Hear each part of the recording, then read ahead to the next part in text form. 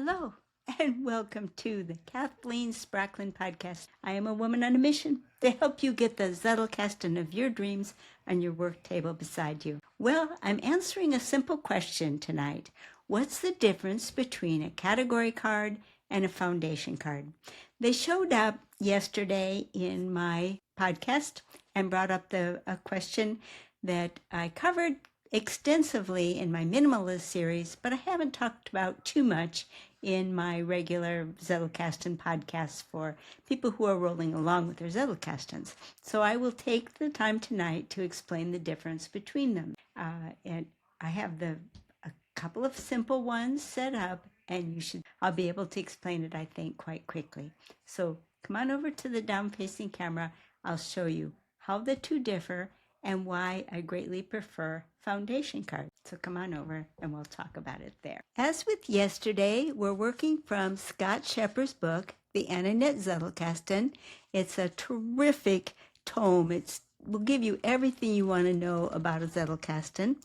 I really love this book, but there's one chapter that I'm not so crazy about, and that's the famous chapter 11. And our example of a category card is coming right out of chapter 11 in Scott's book. Now, Scott sets up categories that begin with 1,000 and run up through 5,000. And the card series that we were working with yesterday to find conversations in our Zettelkasten focused in on the branch that began with 4,000 formal sciences. Now, many of you who followed Scott's system will have this very card in your Zettelkasten. So my first question to you is, what is the most interesting thing that you've learned about formal sciences in the last 30 to 90 days?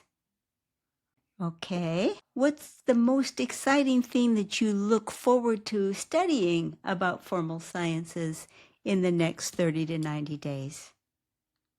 Okay. In your own words, how would you define formal sciences? What goes in formal sciences? What are they? So those three questions are examples of the very kinds of questions that a category card cannot answer for you. A category card, for the most part, doesn't even tell you what it means when you're referring to the term that it contains. A category card doesn't necessarily have to have this 4-digit number, although that characterizes the most common types of category cards in large measure because Scott Schepper's work is so influential. He is probably the world's leading expert on the analog Zettelkasten. I will absolutely not deny that. And his numbering system that he set up is used by many, many people, and I have no complaints against it. But I do not like the concept of a category card because, in my view, it's dead stop. There's no life, there's no activity, there's no conversational value. It's just a dead title with a number attached to it. But there's good news. Any category card can be turned into a foundation card. And this is a sample foundation card to replace the category card 4,000. It's a 1-to-1 replacement, so you can take this card and simply discard it and replace it with a new one that's a foundation card. How do the two differ? Well, they're obviously, just at a glance, you can see that they're very different, but what are the components that make a foundation card? First of all, a foundation card is a type of a main card, and as such, that means that it's got 3 very, very important areas and 2 very important pieces of reference information. The 3 areas begin as follows. This area here, the first paragraph on the card, is the information that we gleaned from our source. And my source was, I did a Google search on what is the meaning of formal sciences, and then I just put it into my own words, what Google told me. And that was, formal science is a branch of science that uses formal systems to study abstract structures. Now, this leaves me a little bit in the dark still because I defined formal sciences from formal systems. So, yeah, that doesn't clarify it all that much. But with a little bit further reading, I learned a bit more. So the statement of what we learned from our source is our first paragraph, and our second paragraph is why this matters to us. And I basically said that the value of studying formal sciences is the tools that they provide for logic, reasoning, and structured thinking. So now, having both something from a source and something that relates to me, I'm now ready to make my tagline. And a tagline should be a conversational style sentence that will bring back to memory the full card. It should be on the brief side, but don't sacrifice clarity and dynamism for brevity. It's more important to have a dynamic tagline that fully brings back the card to your memory.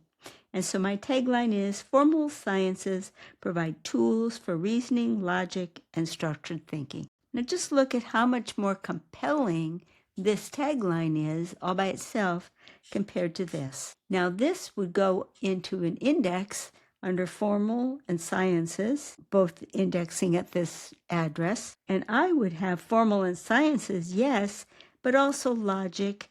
I try to limit it to maybe 3, possibly reasoning if I was willing to stretch to 4 different entries. And each of those entries would include the full tagline. And that means my index begins to be full of provocative statements that can interact with other provocative statements in my Zettelkasten. That's where I was going yesterday with the concept that you're looking for conversations to develop in your Zettelkasten.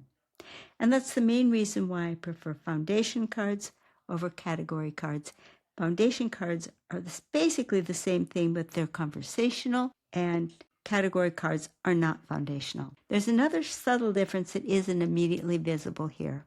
Any given category card that has its category number can be converted into a foundation card of the same number just by either looking up its meaning, or if you're already familiar with its meaning, you could just state in this first paragraph, why is this an important subject to have in the world? And then your own reaction, why is it important to you? Because you always want your reaction to relate back to you. And then again, your tagline to pick them all up. It should, however, be said that a foundation card doesn't necessarily have to have one of these category numbers. It can have one, or it doesn't have to have one. So foundation cards can be used in your Zettelkasten whether or not you are using categories. They work both ways, with or without categories. Changing out your category cards for foundation cards will breathe new life into your Zettelkasten. Try it and see. I think you will find when you're working with placing a card using a foundation card, you'll be energized by the process, and I'll explain that when we come back face to face. Okay, so what are the reasons why you might want to have foundation cards rather than category cards? Well, one of the most exciting reasons to me is the energy that you get from using conversations in your Zettelkasten instead of categories.